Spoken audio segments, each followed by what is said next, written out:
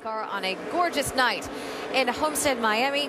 Just 3 points separate Carl Edwards and Tony Stewart heading into the final race of the Sprint Cup season. That, of course, is tomorrow with the Ford 400 right here at Homestead Miami Speedway. Coverage begins on ESPN tomorrow at 2 Eastern. And my, oh my, look who is leading the Nationwide Series race after we are 66 laps in. It is that guy right there, Carl Edwards.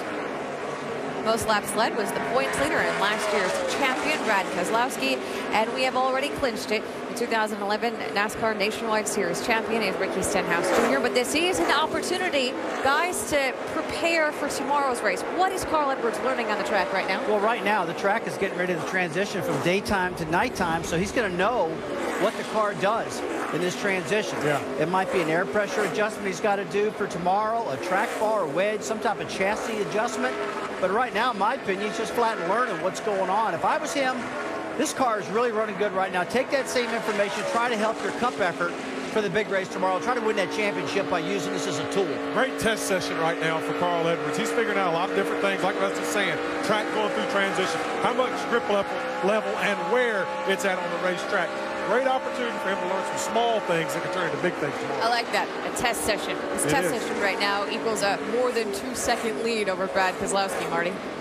Yeah, I think a lot of guys would love to have that kind of test session. How about it, DJ? Yeah, I was going to say, if you're going to test, why not do it out front and see what it's like?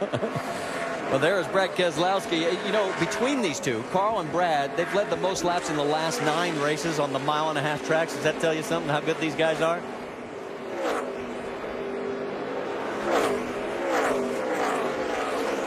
All right, well, there is Carl Edwards as he knocks down another lap in the lead. And are we hearing potential issues with that 60? Let's check in with Dr. Jerry Punch. Well, the minor issue is similar to what his teammate had. They got a radio problem and somebody interfering with the radio channel, but that's minor compared to what Carl said a moment ago. Apparently, the fuel pressure gauge is fluctuating. Now, is it a gauge issue? Is the car sputtering? Mike Beam is trying to talk to a driver, and the radio issues don't help. But Mike just told the crew, guys, get ready with another fuel pump. Get ready. We'll be ready for you, Carl. If you got to come. Keep an eye on that gauge. And right now they are watching the gauge and watching their driver possible fuel pressure problems.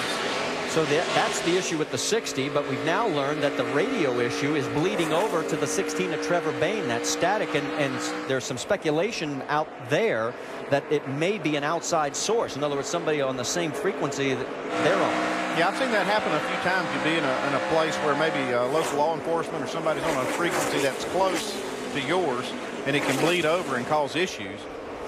Let's check in on the battle for age. Remember when Elliott Sadler restarted after this competition caution in 32nd because of loose lug nut? He almost got loose there. That's Sam Hornish, who's got the 8th spot, and Sadler's in 9th. Yeah, Elliott had actually gone past Sam Hornish before, and as he tried to pass Brian Scott, then Hornish was able to get back by him. So Sam having another nice run here. You're talking about the radio issues, Andy, and local law enforcement. We were racing at Rockingham one time and actually got the people working in the concession stand. I heard them ordering hot dogs, said they needed more buns and all kinds of things. What'd you order? I was busy. I was going to ask if you delivered. They had stuff ready for me later, yeah. Well, that's Elliott Sadler going around the lap traffic, the 14 of Eric McClure. He was scraping the wall earlier here today. And now he's setting sights. The 04, that is Casey Roderick. He also lap traffic.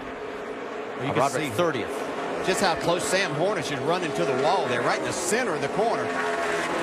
Well, you talk about Sam's resurgence since coming to the Nationwide Series. 5 career top 10 finishes. All 5 have come in his last 9 starts. And, of course, the win last week, his first in the series.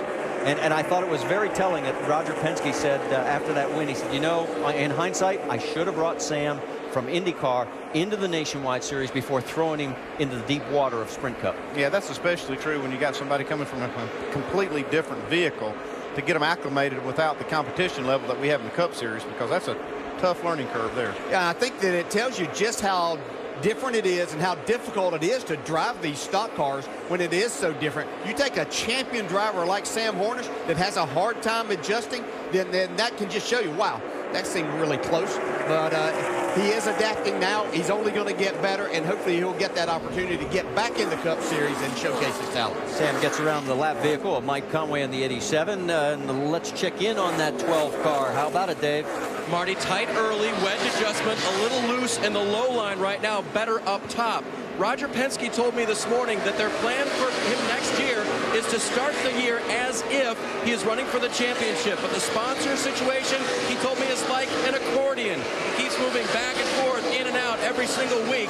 And that, of course, is the key component to making sure they can run the full season and try to run for the championship. And you got a glimpse there as Dave finished up. He has opened up some ground between he and Elliott Sadler as we check in on the battle for third. Ricky Stenhouse Jr. has the spot. Denny Hamlin would like to take it away.